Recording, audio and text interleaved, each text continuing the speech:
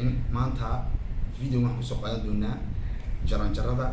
uu ninka raggii maro miiraantiisa ilaa weynaantiisa amba min 15 jirkiisa ilaa 60 jirkiisa soo qaadan doonaa ilaa 80 jirkiisa hadii la gaarsiiyo ilaa wax sanaga dhawaaji jaranjarada waxaan ku bilaabi doonaa qofka bini'aadamkii amba ninka raggii muddo 15 jirkiisa ilaa 25 jirkiisa waxaa la yiraahdaa muddada uu soo doono ninka raggii waxani dhalinyarada large de l'adolescence par la afka qaraab lagu daa amba intuu naqaan gaarin waa qaan gaarka 15 jir lagu qaan gaaraa waa min 10 ans ila 25 ans plus tôt 10 ans ila 25 ans waa jirkiisa ila 15 jirkiisa 10 ans wali muddo 10 jirkiisa muu qaan gaarin 15 jir ku qaan gaaraya ila 15 jirkiisa uu soo doona qofku waa ka kolmee hirdinaya in kulmeel buu jiraya society xagan gali buu leeyahay meeshuu ka gali lahaa society-ga ama meeshuu joogsan lahaa amba wuxuu ku fiicnaa buu doonaa 30 jir ilaa 40 jirna uu salaa qofka ninka raggii uu salaa meeshuu ku fiicnaa amba society ka gali lahaa amba uu ku qurux badnaa buu helaa uu joogsadaa halka oo wixii uu doonayay uu helaa min karanta amba 40 jir ilaa 60 jir wuxuu ninka raggii gaaraa aashka la yiraaho amba da'da la yiraaho la sagesse la yiraaho amba maturity aqliga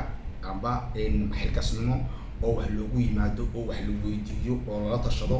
umada kala furdaamiyo iyo gaara min 60 jir ilaa 80 jir waa marka uu gaaro waxa la yiraahdo marka wax laga qoro wax laga reebayo in wax laga reebo in wax laga qoro la doono waa sagesse in maxaa la yiraahdaa in la grande sagesse baa la afka qaado guda amba xilkasnimada weyn baa la yiraahdaa marka waa marka wax laga qorayo ee laga reebayo wax in wax laga reebo in la doonay jaranjarada buu ninka ragga maraa in maanta anaga waxaan looga fadhiyaa waa rag baan nahay ilaahay rag buu naga dhigay jaranjarada ay raggii hore soo mareen anagu marka u fiirsano waliba aan ka hadalnay Djibouti dhexdeeda mamariba nin dhan oo 60 jir ah oo ornay marka qaar ciyalkii magaalada nahay wixii laga reebi lahaa waxay noqotay ciyalkii magaalada reer Kaasiis baan nahay reer Leer baan nahay reer Jabil baan nahay reer Xayaabli baan nahay wixii laga reebi lahaa intaan noqotay waa ciilahaas ku dhiman oo waxaan isku falno oo jiilka naga dambeeya aba janaasaasha fikirka waxaan uga tagno oo waxaan u reebno dad wax dhigtay dad wax bartay in inta doctorayaal leh master leh DA nahay umwa bal inta naga hadhay ee dhalinyaradeen waxaan uga tagno waxaan leeyahay